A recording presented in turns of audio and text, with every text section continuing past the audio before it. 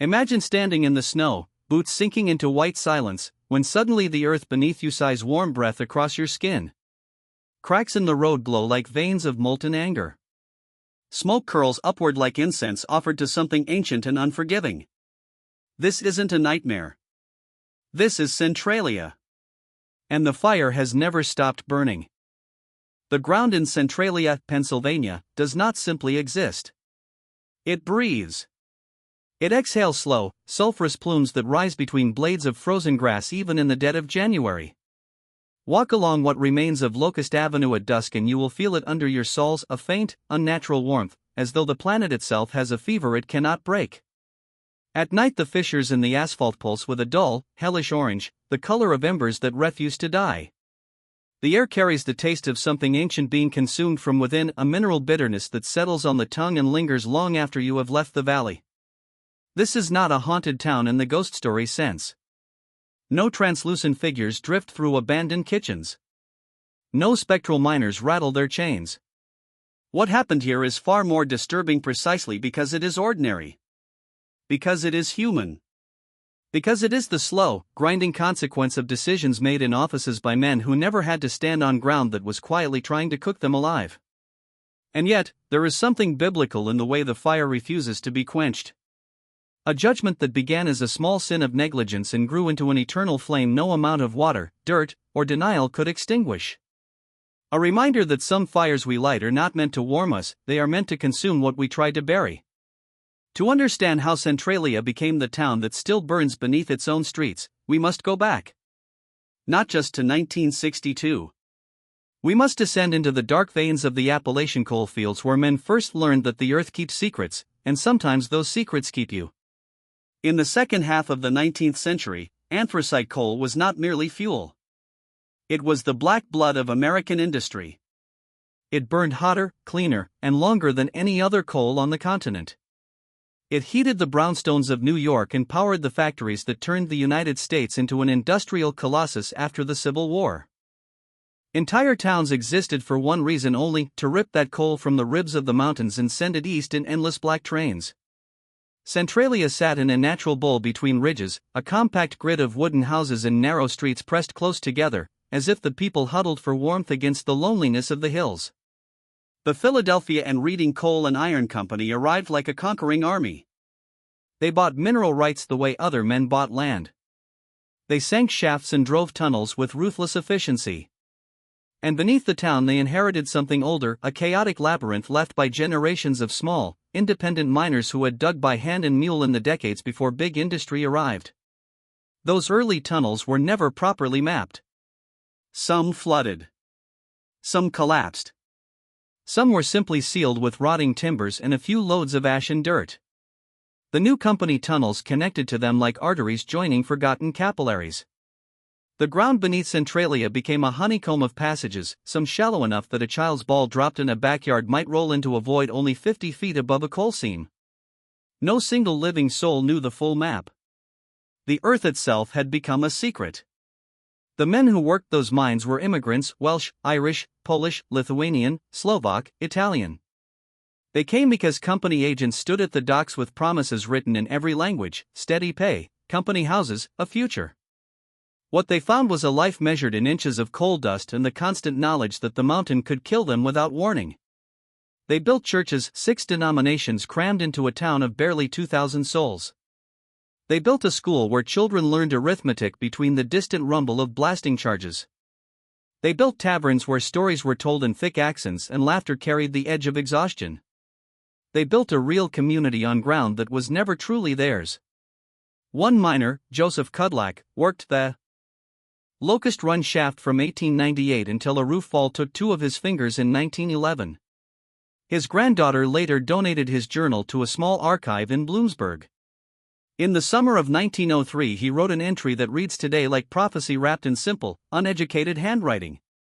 The foreman tells us again to leave number 7 corridor sealed. Ask no questions, he says. The gas is bad. But I stood at the mouth of that tunnel today. There is no bad air. Only old coal, and empty dark, and the feeling that whatever is wrong down there, the company already knows. And they do not intend to tell us. Cudlack lacked the language of engineers, but he understood something deeper. The company possessed geological surveys the miners never saw. Those surveys showed how dangerously shallow some seams ran, in places less than 50 feet beneath the very streets where children played and housewives hung laundry. Those shallow seams connected through the old, unmapped workings to deeper veins that stretched for miles. The ground was not solid. It was perforated. It was waiting. For decades the people of Centralia lived with a background hum of unease the way other towns live with the sound of a nearby river. Foundations cracked for no reason. Sulfur smells rose from certain patches of yard after rain. Mine foreman discouraged questions with a hard stare and a reminder that the company knows what it's doing. People adapted. That was coal country. You learned to walk gently on ground that might open its mouth without notice. You taught your children the same silence. You carried the knowledge that your life, your home, your future rested on a bargain no one had ever truly read. Then came the spring of 1962. On May 27 the Centralia Borough Council did what small-town councils had done for years without incident. They authorized the burning of the municipal garbage dump. The dump sat in an old strip mine pit at the edge of town on Locust Street, a shallow excavation that had served as the town's waste site for some time. Nothing dramatic. Nothing unusual.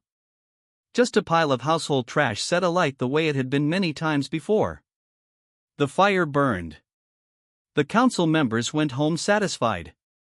The town continued its ordinary rhythm. But something was different this time. What the council did not know, what they were never told, was that an engineering assessment had been commissioned more than a year earlier, in April of 1961, by the corporate entity that still held the mineral rights beneath the town. That assessment, written in careful technical language, identified the Langdon Street dump site as adjacent to, and in places directly above, an unmapped series of old mine workings. Those workings connected straight into the main coal seam network. The report explicitly warned that any burning operations at that location should be conducted under strict supervision because of the extreme risk of fire transmission into the coal below. That report had been submitted to the state government. It sat in a filing cabinet in Harrisburg. No one called the borough. No one sent a memo. No one drove the short distance to Centralia and said, "Wait. This spot is dangerous." So the fire found the coal. It did not explode. It did not roar. It simply slipped sideways into a thin, unmapped seam at the edge of the pit and began to travel the way underground fires always travel, silently, relentlessly, at temperatures that can exceed 1,000 degrees Fahrenheit while the surface above looks almost normal. The old tunnels gave it passage. The interconnected seams gave it fuel. And the town above kept living as though nothing had changed. In the weeks that followed, state inspectors visited the site. They filed reports noting persistent subsurface combustion. They noted that the usual methods of suppression, water, soil, more water, were failing. They noted that the fire appeared to be moving beyond the boundaries of the dump. And then, nothing decisive happened. The official explanations would later speak of bureaucratic inefficiency, interagency confusion, budget constraints, the unprecedented nature of the situation. Those things were real. But they were not the whole truth. The deeper truth was simpler and far darker. Somewhere in the chain of command, someone decided that a community of several thousand people living above a growing underground furnace was a problem that could be managed rather than solved. That the cost of real intervention was higher than the cost of watching, waiting, and hoping the fire would simply burn itself out somewhere far beneath the streets. It was a decision soaked in the same quiet sin that had built the town in the first place, the belief that the earth and the people who lived on it were resources to be used, not sacred trusts to be protected. A sin of omission dressed up as practicality.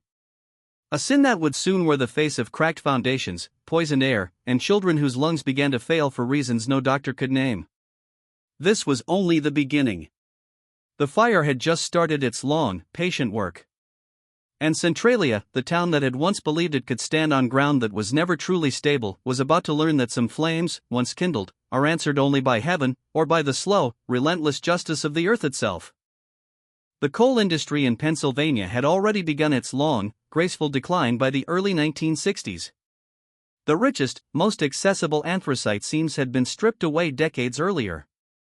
The great companies that once ruled the ridges like feudal lords had largely moved on, pivoting from brute extraction to something colder and more calculated, the protection and future monetization of whatever coal still remained locked in the earth.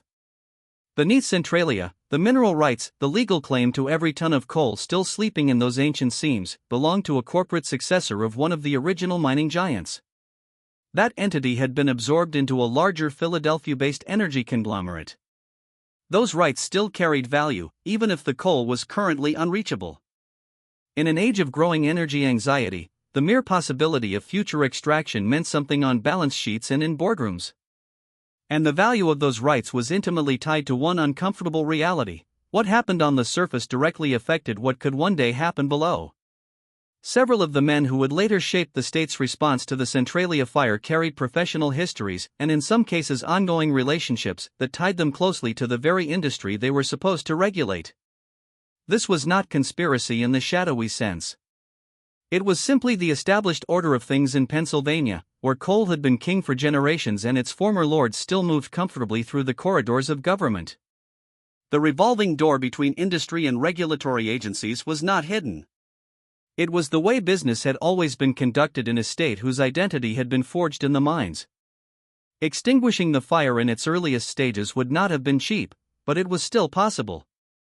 Engineers estimated that a proper intervention excavating the affected area of the dump, removing burning material, and isolating the seam entry points would cost somewhere between $175,000 and $400,000. A significant sum for a small borough, but hardly catastrophic for the Commonwealth of Pennsylvania. Certainly not too much to ask when the alternative was allowing an underground inferno to spread unchecked beneath homes, a school, and a church full of praying families. Yet the state hesitated. Federal agencies were consulted. Working groups were formed. Studies were commissioned. More time passed. By 1965, 3 full years after the garbage fire had first slipped into the coal, the underground combustion had moved far beyond the original dump site. State engineers that year wrote reports that spoke an urgent, clinical language: significant expansion, continued spread into the township, immediate intervention required. A veteran mine inspector named Harold Trazes submitted a formal assessment that autumn. He warned that the fire front had reached a critical threshold. If action was not taken soon, the blaze would become effectively uncontainable. That report sat untouched in a Harrisburg filing cabinet for nearly a year. When money was finally allocated for a serious suppression effort, a trenching operation meant to cut off the fire's path, it was already too late. The fire had quietly moved around and beyond the planned trench before the heavy machinery even finished its work. The first major federal intervention did not arrive until 1969. By then the fire had been burning for 7 long years. It had spread through multiple interconnected seams. It had positioned itself deep within the labyrinth where extinguishing it would require an operation of staggering scale and cost, far beyond what either state or federal officials were now willing to commit. What began as a containable local problem in 1962 had become, by 1969, a slow-motion catastrophe. On the surface, Centralia still looked deceptively normal. Houses stood. The school bell still rang. Children walked to Sunday services along streets that, from above, appeared almost unchanged. But below, in the eternal darkness, the fire moved with the patient hunger of something that had all the time in the world. It did not need to roar or explode. It simply consumed, inch by inch, ton by ton, following the coal wherever the old tunnels and seams would take it. The people of Centralia did not yet know the full horror unfolding beneath them. They would discover it gradually, one terrifying revelation at a time, over the next 15 years. There is a natural temptation, when telling the Centralia story today, to focus almost exclusively on the institutional failures, the ignored reports, the shelved recommendations, the bureaucratic paralysis. That focus is necessary. But it risks missing something equally profound: the intimate, heartbreaking texture of what daily life actually felt like for the families who continued living there. Life in Centralia during those years was, in many ways, painfully recognizable. People still went to work. Children still attended school. Churches held their potlucks and Christmas pageants. The remaining stores stayed open as long as customers came. Neighbors still borrowed sugar and argued over backyard fences. Borough council meetings still filled with the same eternal debates about potholes, taxes, and snow removal. Yet everything carried an undercurrent of unease that grew heavier with each passing season.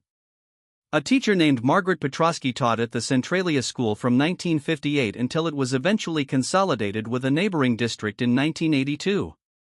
In a 1989 oral history interview with Penn State researchers, she spoke with quiet precision about those strange years. The strange thing was how ordinary most days felt. You'd arrive in the morning, teach your lessons, the children would laugh and fidget like children do anywhere. You'd go home. But then, something would remind you. A new crack in the road that wasn't there last week. Or that smell in the lower hallway of the school that no amount of cleaning could erase. Or a child coming in with dark circles under her eyes, saying her mother had been sick again. And you'd think, how have we made this ordinary? But we did. People do. What Petrosky described was a documented psychological phenomenon, the normalization of chronic threat. When people cannot immediately escape danger, the mind finds ways to fold the abnormal into the rhythm of daily life. It is not exactly denial.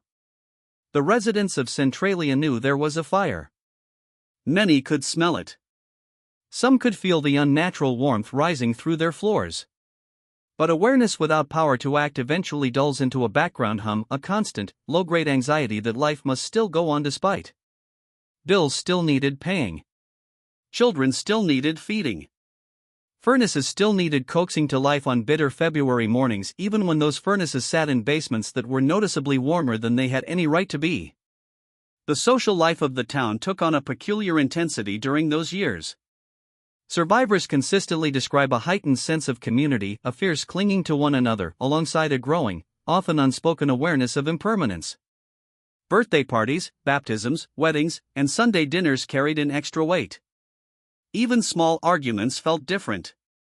People understood, at some deep level, that the community they were fighting within might not exist in the same form much longer. Father Bernard Cherney, who served as pastor of one of Centralia's Catholic parishes from 1971 through the final evacuations, captured this in a privately published memoir now held in the Bloomsburg Historical Collection. He wrote, "I have sat at many deathbeds in my years of ministry. I recognize now that what I witnessed in Centralia was structurally similar. There is a particular quality of time that belongs to a life that knows it is ending, where each ordinary moment suddenly carries a gravity it would never possess under the illusion of permanence." The people of Centralia loved their town with a fierce, almost desperate tenacity. They fought for it longer than anyone outside the valley could understand. And when the time finally came to leave, the grief was unlike any Father Cherney had encountered before. Not the grief of losing a loved one to death, but the grief of a living community being robbed of the future it had every right to expect. By the mid-1970s, the visible decline had become impossible to ignore.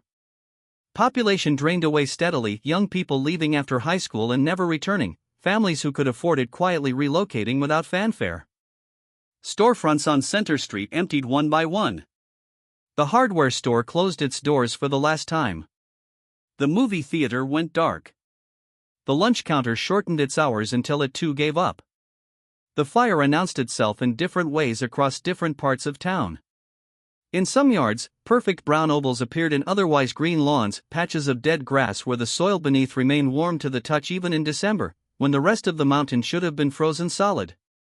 In basements, a heavy sulfurous smell collected in corners and along floor joints, the unmistakable odor of something ancient burning far below. Colorless, odorless carbon monoxide seeped into enclosed spaces. It gave people pounding headaches. It slowed their thoughts. It made the air feel thick and wrong in ways that were difficult to explain to outsiders. In several documented cases, residents lost consciousness in their own homes without warning. Dr. Raymond Selexi, a physician who had grown up nearby and maintained a practice serving the coal region for years, began noticing disturbing patterns among his Centralia patients in the early 1970s. He documented elevated rates of respiratory illness on certain blocks, sicknesses that resisted normal treatment and seemed tied more to how long someone had lived in the town than to their individual health history. He recorded neurological symptoms consistent with chronic low-level carbon monoxide exposure, crushing fatigue, persistent headaches, a mental fog that patients described as living in a haze, and mood changes in people who had never experienced them before. In one section of town that sat directly above the longest burning portion of the seam network, Dr. Selexi observed a troubling cluster of pregnancy complications he could not attribute to any other cause. He submitted his findings to the Pennsylvania Department of Health in 1977. He received a polite acknowledgement. He followed up with more documentation in 1979. Another acknowledgement arrived. In a private letter to a colleague in March 1980, his frustration finally broke through. "I have come to understand that in the calculus of those making these decisions, the people of this community are an acceptable loss.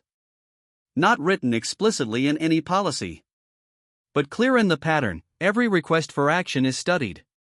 The study produces recommendations. The recommendations produce further study. And the families above the fire continue to breathe the poison air and wait for something, anything, to change." One man who embodied the human cost of that waiting was Walter Gasparetti. Born in Centralia in 1931, the son of an Italian immigrant miner who had arrived before the First World War, Walter had spent his entire life in the valley. He married Rose Brennan, whose family had lived in the region since the 1880s. For decades he worked as a plumber, crawling through the basements and crawlspaces of nearly every home in town. He knew Centralia the way only someone who has truly inhabited a place for a lifetime can know it. In 1973, Walter began noticing something strange in his own basement. It was warmer than it should have been, not dramatically at first, but persistently, unnaturally warm. No matter how he adjusted the furnace or checked for drafts, the temperature refused to behave normally. What Walter was feeling was the first intimate touch of the underground furnace slowly rising toward the surface. The fire had found its way closer. And the ground beneath his family's home, the same ground where he had raised his children and planned for a quiet retirement, was beginning to betray him. This was no longer an abstract bureaucratic failure happening in distant offices. This was personal. This was the slow, invisible poisoning of an entire community while the world looked the other way. And the worst was still to come. He survives by a cousin's desperate grip. But that single crack in the snow revealed what officials had hidden for nearly 20 years. Centralia wasn't just burning. It was trying to kill its own children. Walter Gasparetti did everything a responsible man could do. After a neighbor who worked mine rescue quietly warned residents to take precautions, Walter installed a carbon monoxide detector in his home. In the still, cold hours before dawn, when the house was sealed tight against the Pennsylvania winter, the alarm began to scream. Again and again. He took the readings to the borough council. He wrote letters to the state office in Bloomsburg. He sent detailed appeals to the Department of Environmental Resources in Harrisburg. The replies came back in the smooth, bloodless language of bureaucracy, words carefully crafted to sound concerned while promising nothing. Your situation is being monitored. Your readings fall within parameters currently under review. The appropriate agencies are aware of your concerns. In the winter of 1976, Rose Gasparetti came home to find her husband collapsed on the basement floor, unconscious beside the very pipes he had gone down to check. When rescuers arrived and ventilated the space, the carbon monoxide levels measured nearly 3 times the concentration the state itself classified as immediately dangerous to human life. Walter survived. But the damage to his heart and lungs was permanent. 7 years later, in 1983, with the evacuation of Centralia already underway, Rose stood before a state legislative committee. She carried with her every letter Walter had ever written and every impersonal response the agencies had sent back. She laid the stack of papers on the table like evidence at a trial. He knew, she said, her voice quiet but steady. He knew for years that something was wrong beneath our home. Every official he contacted, every agency, they knew too. What I want answered is not why the fire is still burning. What I want answered is why they let it burn. The committee listened. A report was issued. Recommendations were made. And the fire continued to burn. If this story is pressing on your chest the way it presses on mine every time I return to the records, if the slow, deliberate weight of what these families endured is settling into you, then do something with that feeling right now.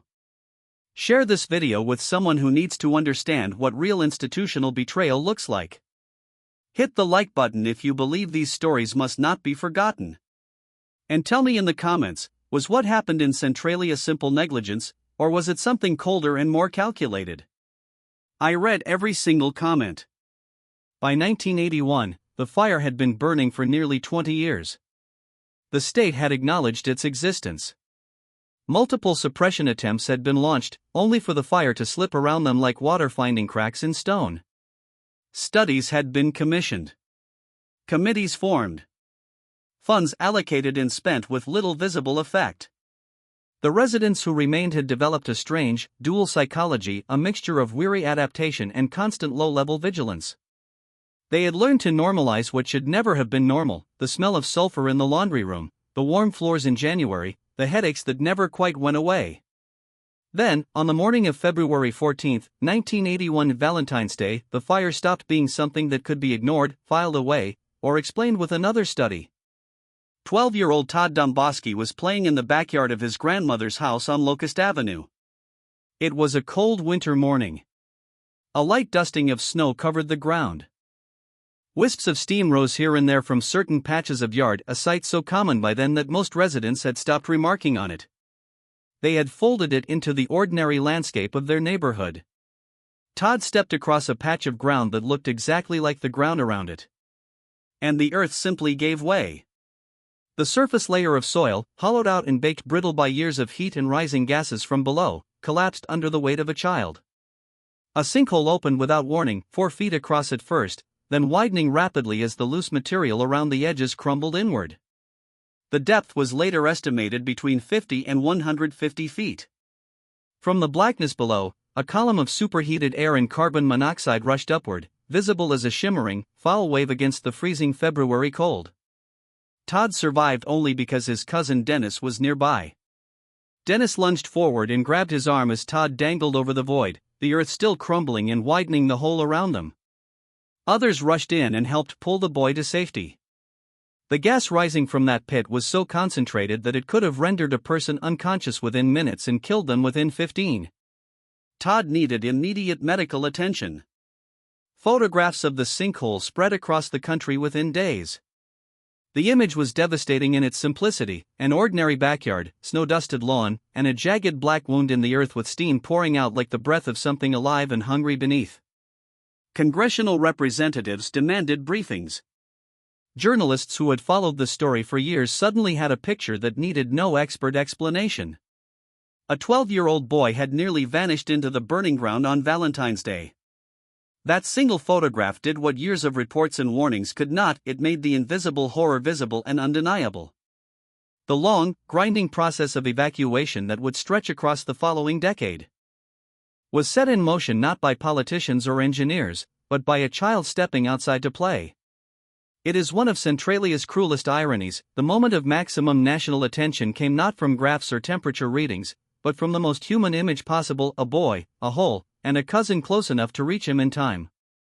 In the spring of 1997, a doctoral candidate at Penn State named Michael Fury made a discovery while researching mid-century coal industry regulation in the state archives in Harrisburg.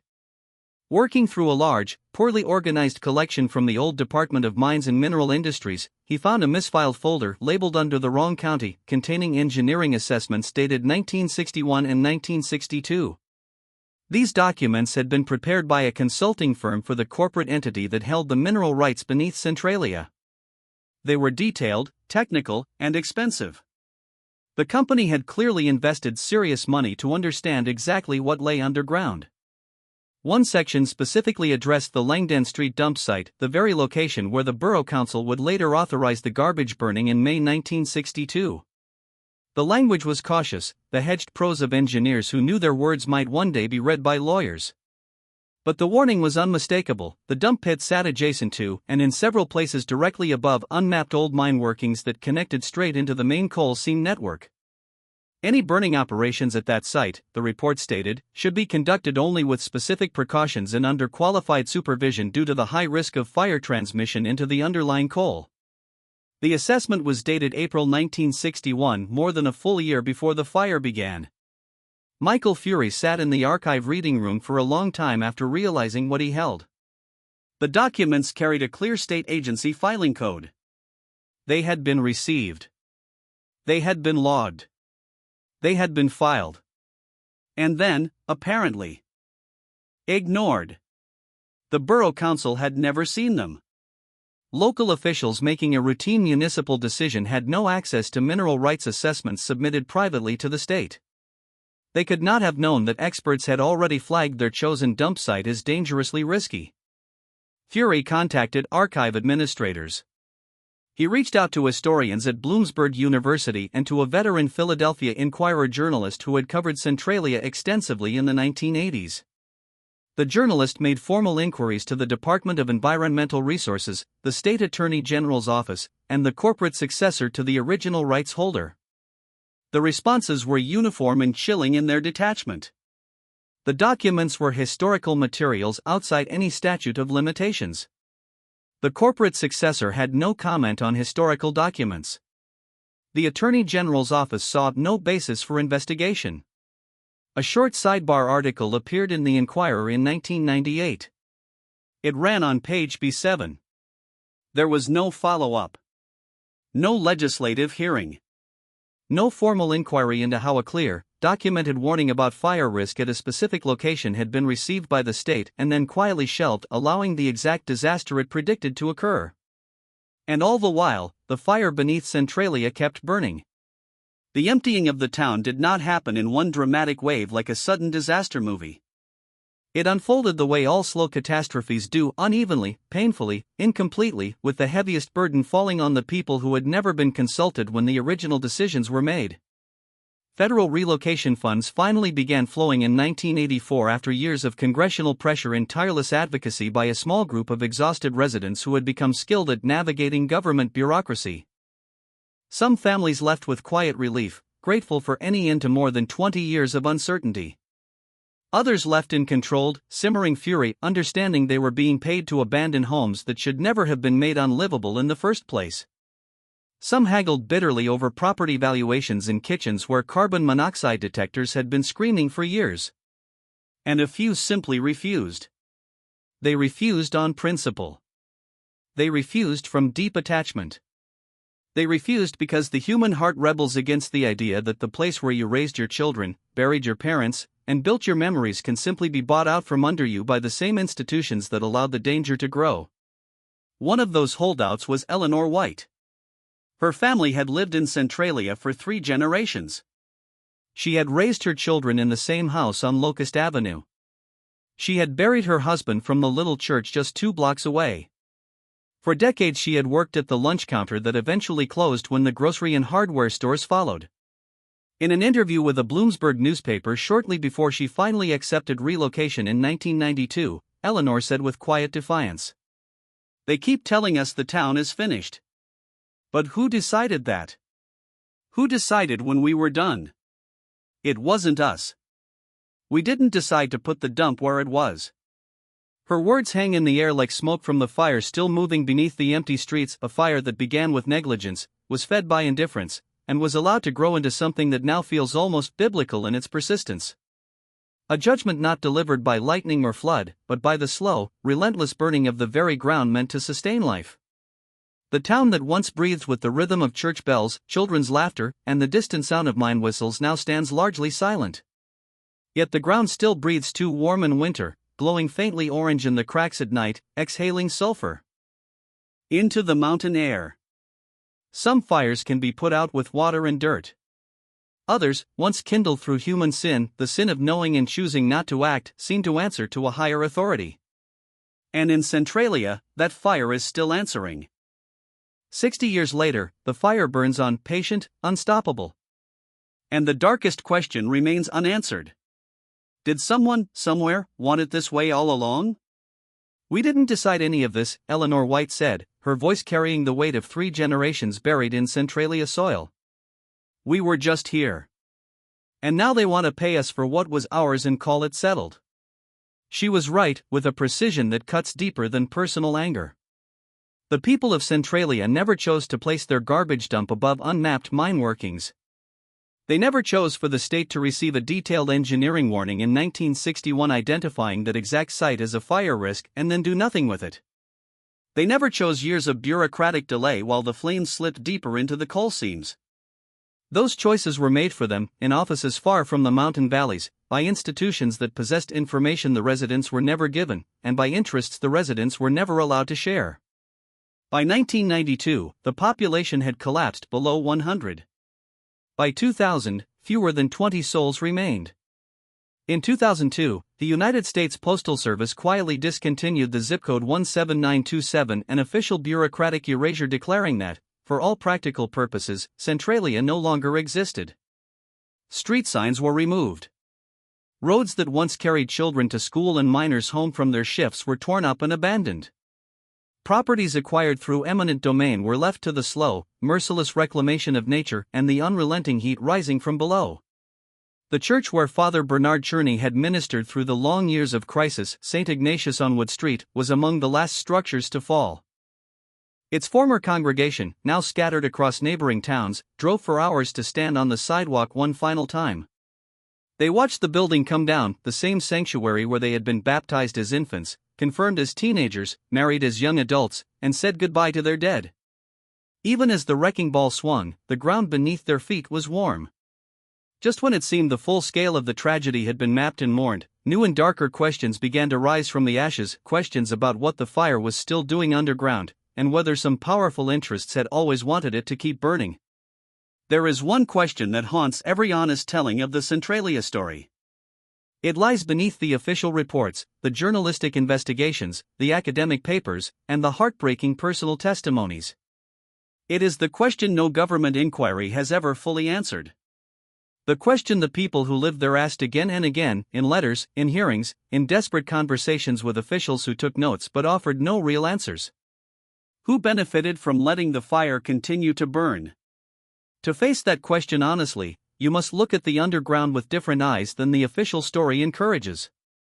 In 1962, when the garbage fire first slipped into the coal, substantial deposits of high-quality anthracite still remained beneath Centralia, deeper seams and more extensive veins that mid-century technology and economics had left untouched.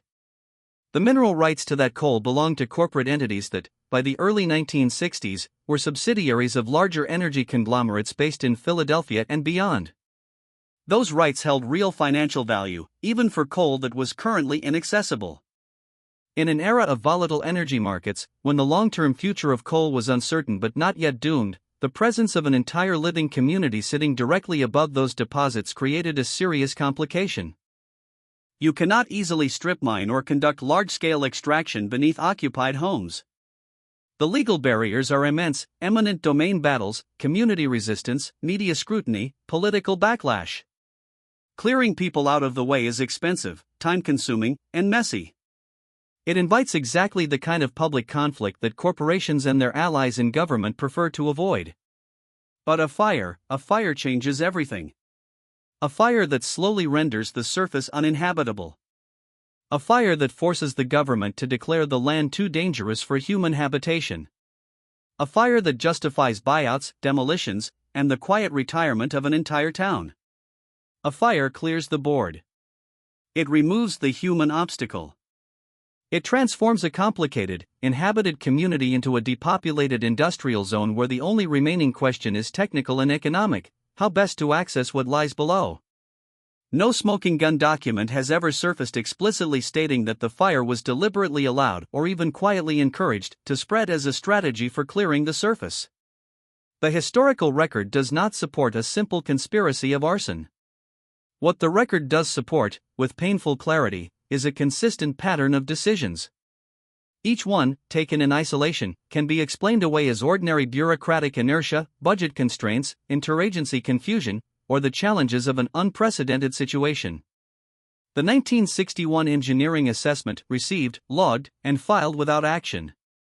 The years of delay while the fire moved from the dump into the main scene network. The underfunded and ineffective suppression attempts. The decade and a half during which families continued living above an expanding underground furnace while more studies were ordered and more reports were shelved. The misfiled documents that sat untouched for decades. Taken separately, these look like failures. Taken together, especially when you notice how perfectly the final outcome served certain entrenched interests, the pattern becomes far more difficult to dismiss as mere incompetence.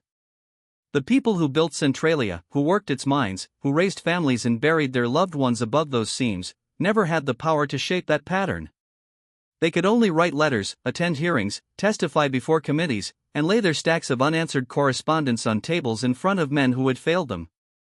They could only ask, quietly and with dignity, "Why did you let it burn?" None of those men ever gave a satisfying answer. Modern geological models estimate that, based on the remaining volume of coal and the fire's historical burn rate, the Centralia fire could continue for another 100 to 250 years. There are children alive today who will grow old and pass away, and the fire will still be burning beneath the hills of Columbia County when they are gone, patient in the way only geological forces can be, utterly indifferent to the human lives and dreams it has already consumed. The town itself has become a ghost in the most literal sense. Not haunted by spirits, but by absence. From the air, the old street grid is still visible, faint scars where homes once stood, intersections where life once flowed. Vegetation has reclaimed foundations. The cemetery remains, its stones standing sentinel over ground that is still warm to the touch. On cold mornings, steam rises gently between the grave markers, as if the earth itself is breathing out the names of the forgotten. Fewer than 10 people remain today, living under a special agreement with the Commonwealth. They may stay in their homes for the rest of their natural lives. After that, the properties revert to state ownership. Depending on your perspective, it is either a final mercy acknowledging something that could not be taken from them, or the last quiet act in a very long process of managed erasure. The last human soul standing on ground that the state has already declared no longer exists as a community. If you walk through what remains of Centralia on a cold morning, and many still do, drawn by the eerie beauty and quiet horror, you will feel the warmth rising through the soles of your boots. You will smell the ancient, mineral tang of coal burning slow and deep. The earth beneath you is alive in a way that has nothing to do with human warmth, and yet it is entirely the product of human choices. Every degree of that unnatural heat, every wisp of steam, every crack in the old asphalt is the direct result of decisions made in specific offices, by specific people, for reasons that were never fully disclosed to the families living above. Eleanor White is gone. Walter and Rose Gasparetti are gone. Dr. Raymond Selexi is gone. Harold Trazes, who warned in 1965 that the fire was becoming uncontainable, is almost certainly gone. The men who received the 1961 assessment and chosen action are gone. The lawyers who advised on liability and the officials who signed the form responses are gone. But the fire remains. And somewhere in the vast archives of the Commonwealth, in collections no researcher has yet fully examined, in files correctly labeled and therefore ignored, in boxes sealed during departmental reorganizations and never reopened, there may still be documents that would name names, assign dates, and reveal exactly what was known and when. We may never see those documents. What we do have is enough. We have the 1961 warning that was ignored. We have Walter Gasparetti's desperate letters and the impersonal replies he received. We have Rose laying years of correspondence before a legislative committee and asking the simple, devastating question no one answered. We have the children who grew up breathing poisoned air. We have the ground itself warm in January, steaming in winter, cracked open like a wound that refuses to heal. Centralia shows us something profound about the nature of power and consequence. The most devastating disasters are rarely caused by a single villain or dramatic act of evil. They are the slow accumulation of decisions made by systems that rarely face accountability, decisions that fall heaviest on communities who had no voice in shaping their own fate. The fire beneath Centralia has become geological now, beyond any reasonable human effort to extinguish. But its origin, its long growth, and its perfect alignment with certain powerful interests remain thoroughly, damningly human. And the full reckoning with that human history has never truly occurred. So I leave you with the same questions the people of Centralia asked for decades. Do you believe the complete truth of what happened here has ever been told? Do you think the men who filed away the 1961 assessment, who sat on the 1965 warning for a year, who sent form letters to Walter Gasparetti while his family breathed poison, do you think any of them understood, even for a moment, exactly what kind of fire they were allowing to take root? Or did they simply look the other way because it was easier, and because, in the end, it served someone very well? Leave your thoughts in the comments. We read every single one, and your reflections genuinely shape the stories we tell next. If these deep, unflinching dives into America's buried histories move you, the kind of stories institutions would prefer stayed hidden, then subscribe to the channel, hit the notification bell, and share this video with someone who needs to confront what happens when the ground beneath us is no longer solid. The next story is already waiting. And as always, the ground beneath it is warmer than it should be.